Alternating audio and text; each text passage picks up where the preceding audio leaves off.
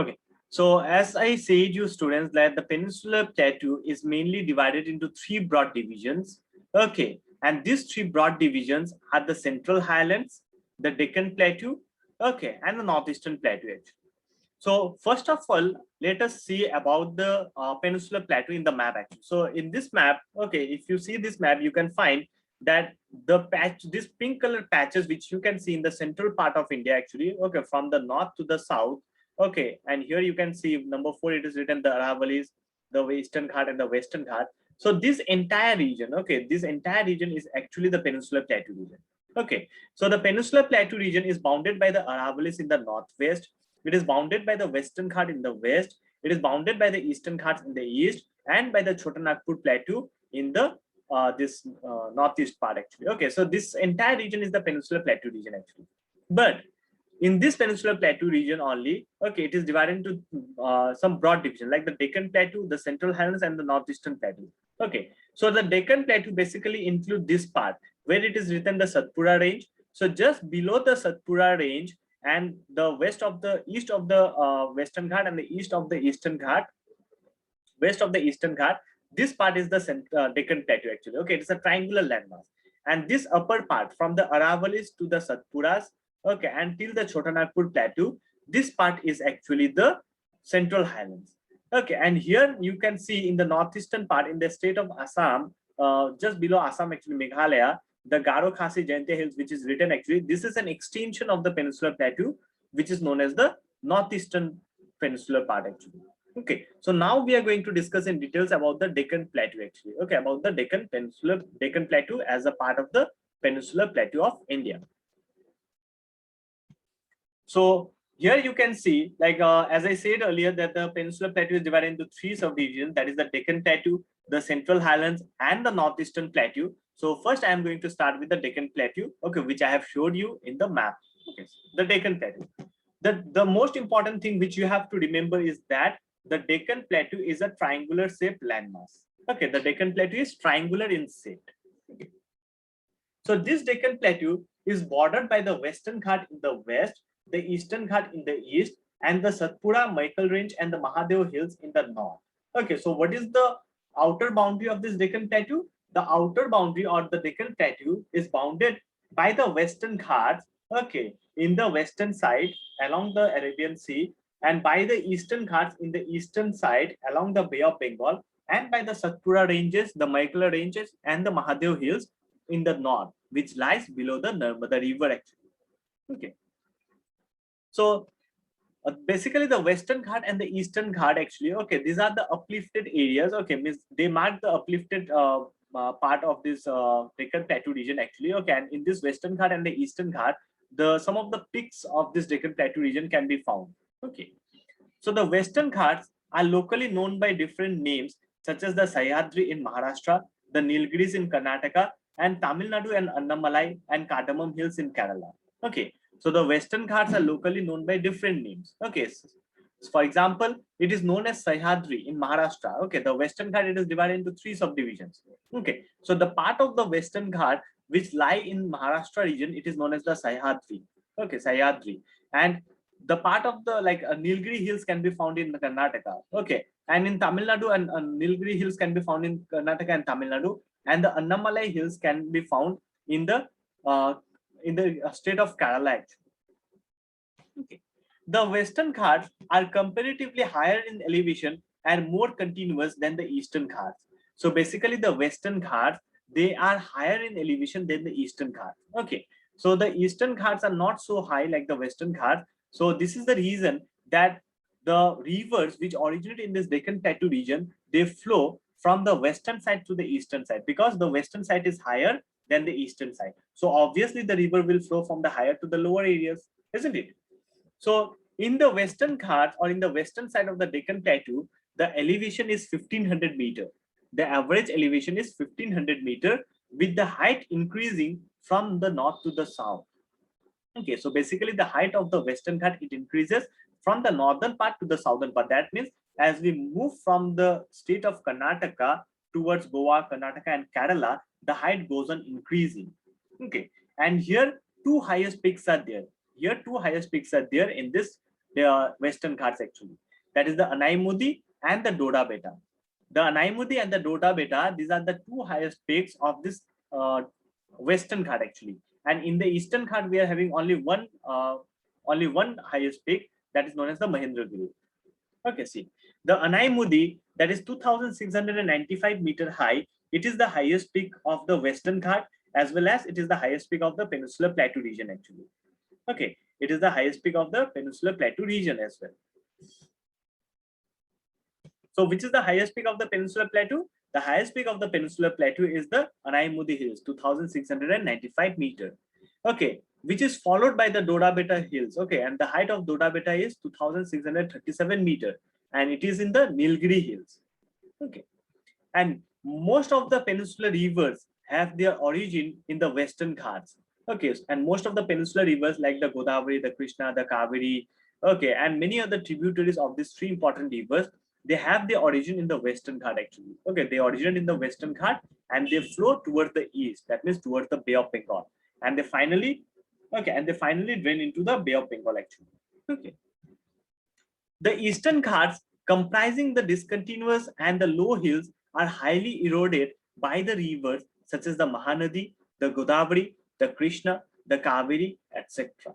So basically, the Eastern Ghats, okay, they mainly the Eastern Ghats, okay, it is mainly a discontinuous range actually, discontinuous range of hills actually, which has been divided or which has been fragmented into two divisions actually by the rivers which flow, okay, from the west to the east actually. Okay, they are highly eroded by the rivers such as the Mahanadi, the Godavari, the Krishna, and the Kaveri, and this is the reason, because of erosion, okay, that the Eastern Ghat is fragmented and the height is lower than the Western Ghat. Some of the important ranges included the Javadi Hills, the Palkonda Range, the Nallamalla Hills, and the Mahendragiri Hills. Okay, these are the some of the important hill ranges in the Eastern Ghat. And the Eastern and the Western Ghat, they meet together at the Nilgiri Hills actually. So basically the Western Ghat, that is the chain of hills, okay, which lie in the western side of the Deccan Plateau, and the Eastern Ghat, that is a chain of the hills which lie in the eastern part of the Deccan Plateau.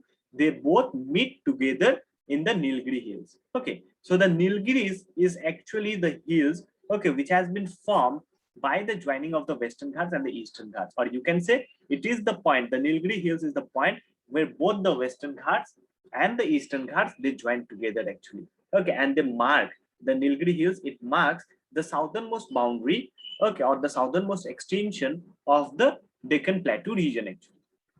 Okay, so this is what about the Deccan Plateau, okay, as a major division of the as a major division of the Peninsular Plateau actually.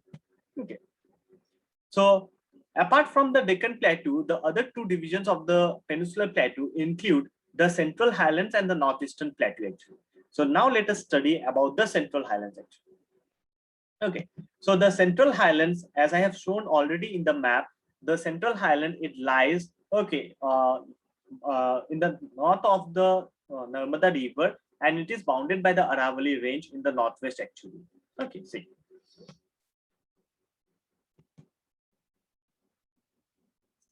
They are bounded to the west by the Aravalli Range. The Satpura Range is formed by a series of scrap plateaus on the south, generally at an elevation between 600 to 900 meters above the mean sea level. Okay, so basically the Central Highlands, it is bounded by the Aravallis in the northwest. Okay, and these Aravallis can be found in Delhi region and all. And the Satpura ranges in the south, actually, it marks the border of this Central Highland. So basically the Central Highland, it lies between the Aravallis and the Satpura in the north and the south. And in the west, it is bounded by the Gir forest. And in the east, the last extension of the Central Highland is the Chotanagpur Plateau region. Okay.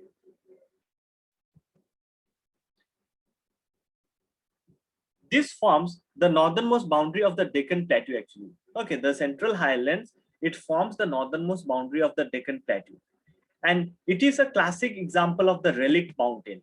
The Central Highland is an example of the relict mountain. Relict mountain basically means the residual hills or the residual mountains and all. Okay, where the top of the mountains has got eroded over the like long period of geographical history. Okay, and because of this erosion, the mountains has become a flat land. okay, where human beings has made their settlements and all, where human beings, okay, they have constructed their houses and the other infrastructures. Okay. So it is a classic example of the relic mountains, which are highly denuded and form the discontinuous ranges. Okay, they form the discontinuous ranges actually. Okay. The extension of the peninsular plateau can be seen as far as Jaisalmer in the west, where it has been covered by the longitudinal sand dunes and the crescent-shaped sand dunes known as the Barkans. So basically, an extension of the entire peninsular plateau can be seen in the western side in Jaisalmer. Jaisalmer is in Rajasthan actually, so it is a drier area. So in Rajasthan also, the underlying rocks which is present in Rajasthan, these rocks, they belong to the peninsular plateau region. Okay, but because of certain geographical conditions and all, this part, okay, the Rajasthan part, it later on got converted into the dry area, into a dry region actually. Okay. So the extension of the peninsular plateau can be seen as far as Jaisalmer in the west, where it has been covered by the longitudinal sand dunes. So this Jaisalmer region, okay, it is mainly covered with the longitudinal sand. Longitudinal sand dunes are the long sand dunes actually, okay. And the crescent-shaped sand dunes as well as the crescent-shaped sand dunes. Crescent-shaped sand dunes means when the new moon comes actually, how does the new moon looks actually? It looks like a arc-like shape, isn't it? So these crescent-shaped sand dunes are also common in this part of the Central Highlands actually, and they are locally known as the Barkans or the Barchans actually. Okay. This region has undergone metamorphic processes in its geological history, which can be collaborated by the presence of the metamorphic rocks such as the marble, the slate, the gneiss, etc. So this part of the peninsular plateau, that is the Central Highland, okay, it has undergone like the metamorphic process. That means the rocks, they have undergone the process of changes. Okay, the igneous rocks, they has undergone changes and it has been transformed into the metamorphic rocks. Okay, and in this region we can find the different types of rocks, okay, stones like the marble stone, the slate, the gneiss and all can be found in this region. Okay, like in the Rajasthan region and all, okay, in this Aravalli ranges and all, basically the marbles, the slate and the gneiss, okay, these are the important rocks which can be found in huge amount, okay, huge quantity in these regions actually. Okay, then see, the general elevation of the Central Highland ranges between 700 to 1100 meter above the mean sea level, and it slopes towards the north and the northeast direction. And basically, the Central Highland, okay, it has an average height of 700 to 1100 meter above the mean sea level, and the direction slope is from the north to the northeastern direction. Okay, so the Central Highland, okay, the slope is from the north to the northeastern Highland. Okay, and this is why the river Yamuna and the other rivers, they flow towards the northeast side and they ultimately drain, okay, they join the river Ganga actually. The Banas is the only significant tributary of the river. The Chambal river, which originates in the Aravallis and all, they all flow towards the northeastern side, okay, and they ultimately join the river Ganga actually. Okay, so this is what about the Central Highlands actually. Okay, so the Central Highlands is actually found in the northern part of this Peninsular Plateau region actually. Okay, and the Rajmal Hills, okay, it is an extension of the Central Highlands in the eastern side actually.